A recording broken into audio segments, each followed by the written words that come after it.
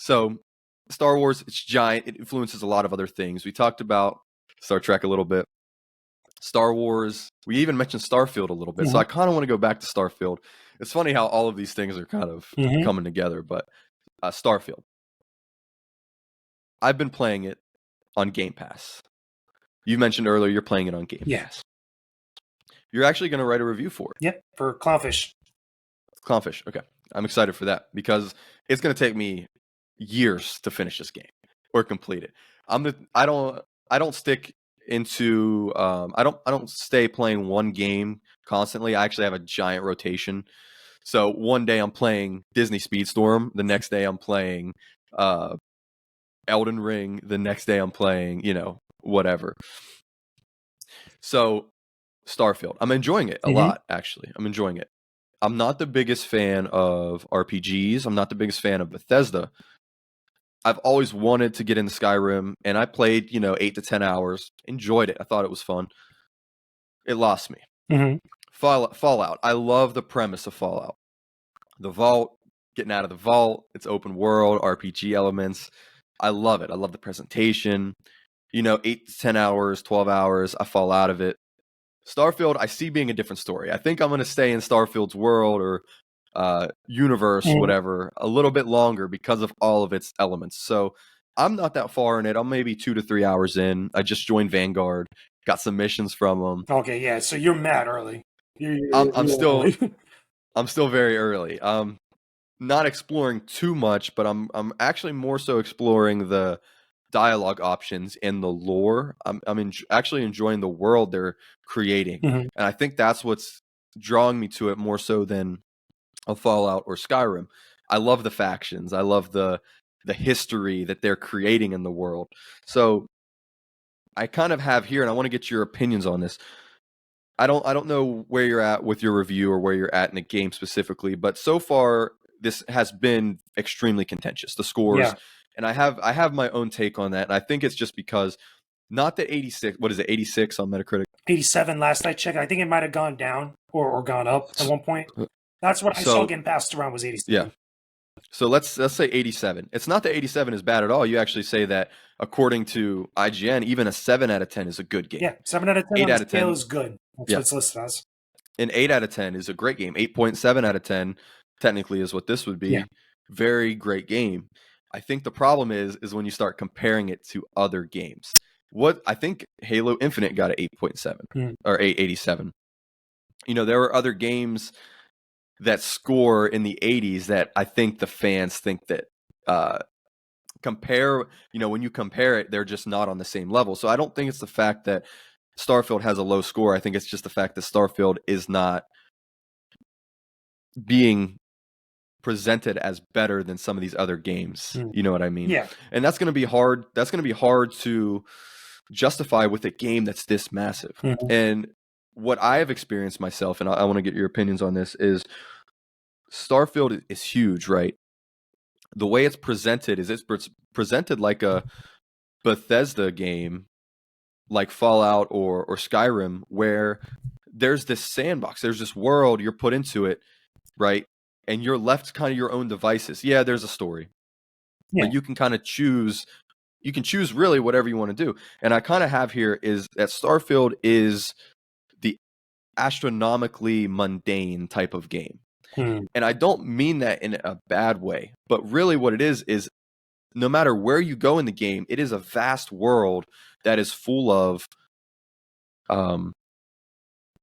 normalcy. And I think that in comparison to I think compared to other games that are more in your face, more action, more a lot is happening, that it kind of overshadows the perfection of the normalcy of Starfield, where it's almost like a sim. I think if you look at Starfield more of like a galactic simulator, it kind of shines a little bit more, in the quality aspect, because they've managed to create such a great, just in the few hours I've spent going through dialogue options, you can live a pretty vast, you can live a life in this universe of vast decision making, is what I'm trying to say. Yeah. It seems like there's just so many options that it's really hard to base this off a linear game. So think about other 87s, like think about the Uncharted games, or Horizon. What was it? Forbidden West got an 87 or something Or close some to in the that. 80s or 90s, something like that. High 80s, low 90s. Well, when you compare a linear game to this that has really, dynamic moments that you can recall, me and you are never going to have the same experience in really any game, because we have our own inputs that we're going to put in. But especially Starfield, we may never see the same planet as Or each the other. same You know what I dialogue mean? exchanges, or the same like instances. Exactly. And I think that's something, astounding in its own right, something special in its own right. So last thing I'll say on that is, it's funny, bringing it way back to Last Stand Media. I went to the first ever live event that they had. Oh, yeah. And it was the greatest games of all time. And Chris Reagan brought up Halo 3. And Good choice. one of the Definitely on that great... list. So that is a linear game. But really, what his argument was is that it's the engine. It's almost like a sandbox engine where you can break the game. So that makes it astounding. That makes it special. That makes it great in its own right, is the fact that you can kind of go into it and kind of do your own thing against what was maybe intended for you to do. And I think Starfield is kind of in that same category, where you're not necessarily breaking the game, but you could break the entire design of the story of the game by not doing it. You know what I mean? By creating your own story within this sandbox simulator type of game. And that's very hard to judge. So as someone who is going to review this game, what's your thought process? Because it's going to be hard to narrow down dynamic story beats or dynamic moments, because you may never have the same exchanges as anyone reading your review in a vast game like this. Of course, but here's the thing about a game like this, and I think that it's an interesting like thought process to go through, right? The problem with reviewing a game like Starfield, or any game that's similar to it, is that a lot of people, with the comparisons to other games, are looking at it in that same lens of like what those other games were. Okay. The thing is, Starfield is never going to be like Halo 3 or whatnot, because obviously it's not as linear. There's a lot of other things going on with it. It's the aims of both of those games and many others that it's being compared to are radically different. Starfield's, where its aim, at least from what I got from the descriptions of it and what I've seen from it prior to playing it, is that it wants you to have the same type of vibe that you get from a Fallout or a Skyrim, but overwhelmingly like scale it up and to include all of outer space. Because the thing that you get from Bethesda games, especially a game like Fallout and a game like this, is that you have a freedom to really explore a lot of these like different places.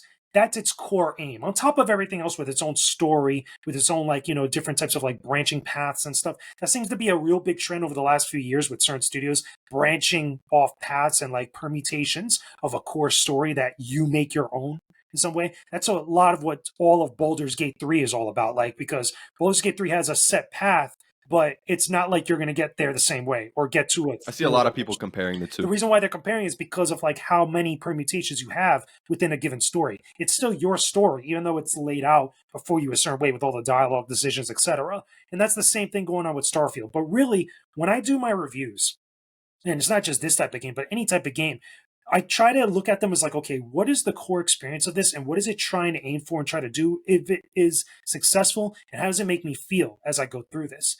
A lot of people have said, a lot of the detractors, for a lot of people that disagreed with like the 7 out of 10s or less with certain outlets like IGN, they gave it a 7 out of 10 for their Starfield review. They were complaining that, look, you only played like 55 hours of this game. You didn't get to see all these other things that were going on with it, which I understand and I get it if you're someone that's like really rah-rahing for this game. But understand, with a lot of that stuff, and this is why I disagreed a little bit with Matty, Mr. Matty Plays, when him and Cog talked about it on Defining Duke. There's still 30, 40, 55 plus hours that you still have to play through leading up to that point of where you feel that Starfield gets good. My thing is that when I'm playing a game for that long and stuff, is the journey that I'm going on within that time frame, the process and the time I spent doing all this stuff, is that enjoyable to me? It's not so much just what's there, the content of it, and that's, it plays a factor, but really, how does it make me feel as I'm going through all this? If I'm being fair enough, to give it a chance to do my due diligence, to spend enough time with it where I feel like I get a good solid grasp on what this game is or what this game is trying to be. It's not so much if it feels similar or is the exact same thing that I get from another game. This is why when reviewers and critics like myself, when we review games, we should not compare it to other games. We should never bring up or try our best not to bring up other games when we're trying to critique something. Because, yeah, you could say, okay, Halo 3 had certain things that were different than Halo 2. Halo Infinite was not as good as Halo 3. Some people find it to be the best in the series, whatever. That's true, especially with a series of games when there's a predecessor to it where you could actually have a baseline or a benchmark to compare it to. But when you're talking about games that are very different and games that are so on opposite ends of the spectrum of what games are and what the genres are defined as within that spectrum, you can't really compare it to other games. It's okay. You could try to compare it to Fallout, to Skyrim, to any Elder Scrolls or any sort of like Bethesda-like game. A lot of people also brought up the Outer Wilds, which is another game that have been compared to Starfield like that, which I understand. But again, Outer Wilds is not trying to do the same thing that Starfield's doing. There's a completely different, big difference in scale, in exploration, in what, the types of ways that you explore. Because I'll tell you right now, one of the big things that I enjoy about Starfield so far, without getting too deep into what my review is going to be, I love the space exploration with the flying of the ship. It took me a minute to get accustomed to it because I think one of the cons that I could say in my review is that Starfield doesn't do a good job of explaining certain systems to you, where you kind of have to just kind of stumble upon it or really fiddle around to get an understanding of what you could do and how things work. It took me a little bit of figuring out how to dock my damn ship at one point, which I got really annoyed because it's can the game just give me a prompt or something and be okay, look, this is how you dock a ship. And then I'm good. Then I could go and do all my things. But the game never does that. I kind of have to figure that out. So that gets annoying. But I will tell you that it's awesome to just be in your ship, even if you're not in combat. You're outside of a planet, you're exploring, gathering resources and stuff.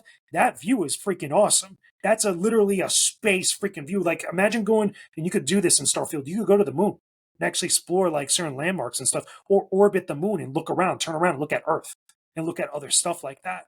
There's different motivations and different goals of what this experience is trying to do than everything else. So for me, I'm going to play it throughout the weekend.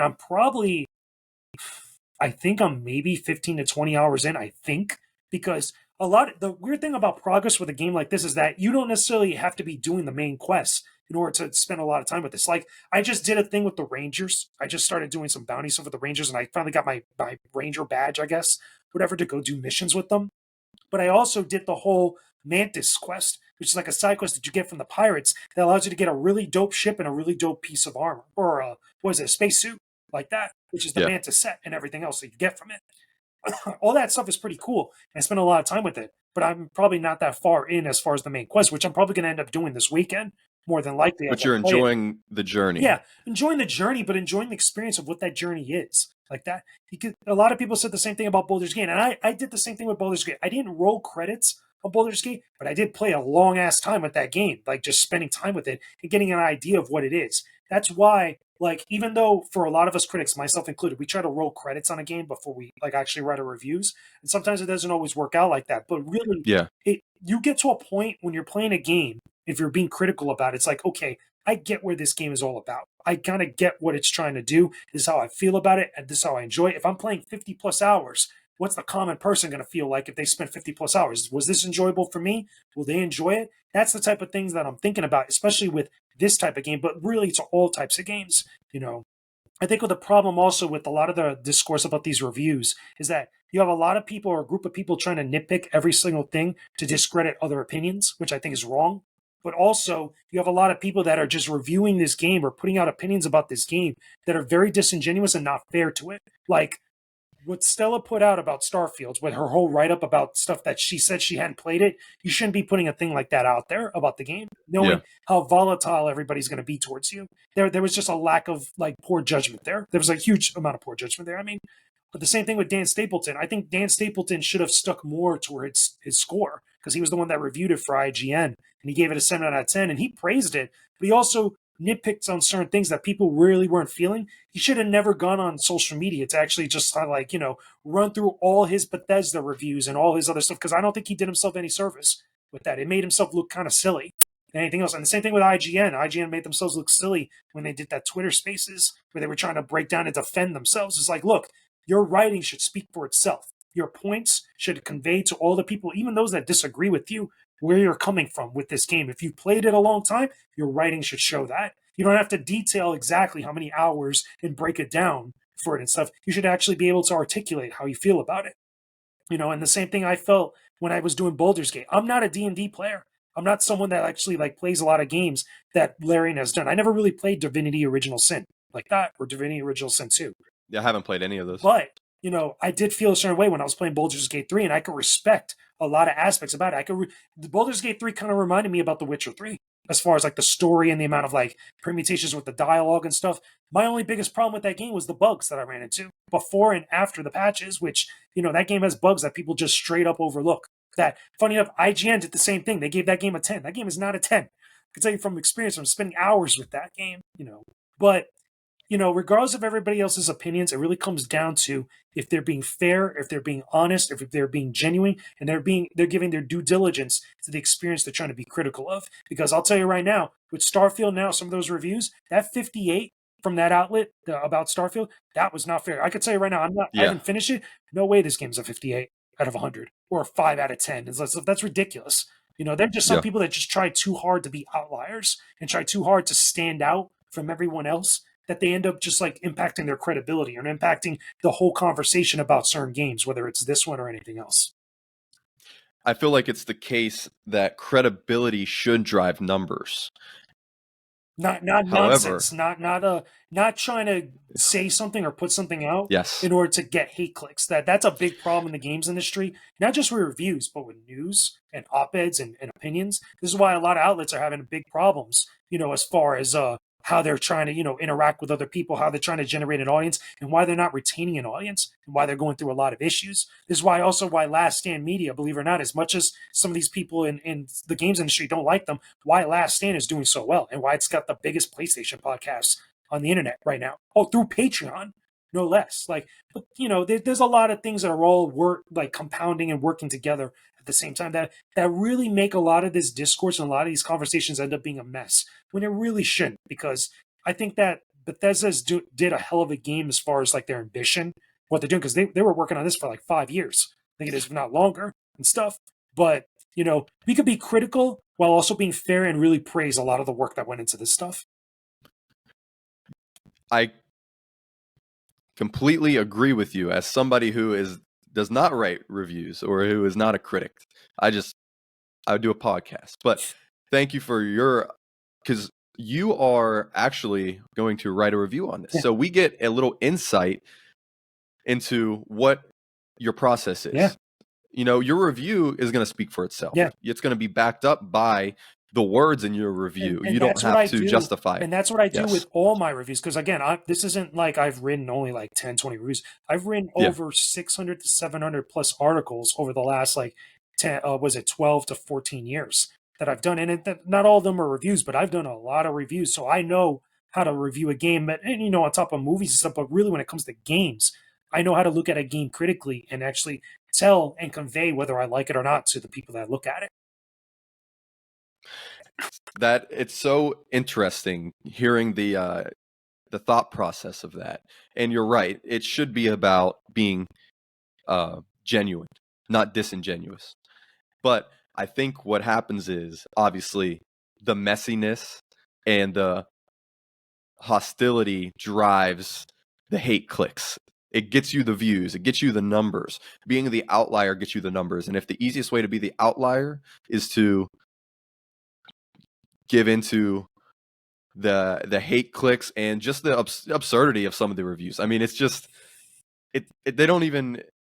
It's did you play the same game? If my question after sometimes if really my does. Question as somebody who is reading your review is, did you even play the game? If that's what's going through my head, that is probably the worst thing that could happen for your integrity or for your credibility.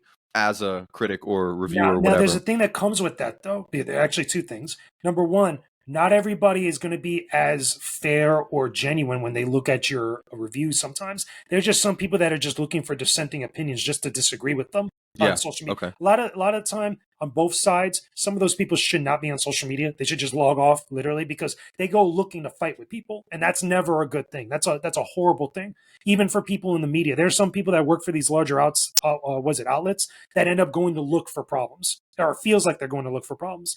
The other thing too is that I think that a lot of people just don't know how to disagree with each other. And this was really kind of, it happened to me recently within the last few months, because when I did my review of Barbie, because again, I write a lot of movie reviews, I'd said I didn't praise Barbie like as much as a lot of other people. I read I that. gave it a Yeah. 6 out of 10. For anybody that didn't see it, I gave it a 6 out of 10. But I also criticized it because I felt like while I enjoyed aspects of it, this was not the 9 or 10 out of 10 that I saw a lot of outlets putting it out there as. And I think they were coming at it from a place, maybe they really enjoyed it, but they also had this vibe where people were just saying what the majority opinion was going to be. And it's like, you can't be that way. You have to be a lot more honest and a lot more fair and a lot more just upfront with how you feel about something without the fear of what the reaction is going to be. And I got heavily criticized for that. I got heavily, my whole outlook on women was questioned, which really, one's review on a product should not speak volumes to their outlook on another issue that unrelated. Like that happened a lot also with many outlets that were reviewing Far Cry 5. I don't know if you remember this. I know Colin talked about it on Last Stand Media years ago, and he's mentioned it a couple times. For the Cuba outlook on. No. It was actually not Far Cry 6, Far Cry 5. Far Cry 5 was about the David For the Koresh. religious. And like Yeah. people that were looking at the game in the industry or criticizing it in the industry were upset that it wasn't talking about Donald Trump. That's a totally, like, the problem is at that point, you're talking about something else that's has nothing to do with the game. It's the same thing. They missed the forest for the trees. It was about a completely separate had nothing issue, to do but with they one were thing or the other. Like, vaguely thinking it was connected to something that this it is was the other not. thing too, and it sucks to say this, but this happened this year. This is what happened with Hogwarts Legacy, where a lot of people were dogging on that game. The Wired review gave it a 1 out of 10 because the writer, that was ridiculous, which was insane, did that because they didn't like J.K. Rowling, which I understand. You could have that opinion, but I don't think that the devs for that team deserve that type of treatment. Like that's a totally like amateur bush league thing to do to another group, to a company. The point is like, just people don't know how to disagree with each other. Sometimes people don't know how to talk about stuff with opposing opinions on social media. And it really could be a product of social media itself, but maybe it's just bad players that are just getting in positions to do something like that. I completely agree with you. And that whole sentiment right there, that's why I try to not get involved in the discourse as much, because other people, if that's their intention and they start driving the discourse, you can get wrapped up in it. So that's one reason I love just doing a podcast, because you can get on here and just talk about it. You're not being consumed into somebody else's disingenuous, rhetoric about something. And Twitter is a major platform for, like you said, with the spaces with IGN, where you have to get everybody together to defend yourself or get everybody together to attack somebody. I think the tool itself, Twitter and X, whatever we call it, Twitter. I call it Twitter because X. Yeah, I call it Twitter. But Twitter is a tool, and a tool that could be used for a lot of good things. Oftentimes, with any other tool, it gets misused, and I think in our industry, specifically in the games industry, it could often be mishandled and misused in the worst of ways, a lot more often than we realize.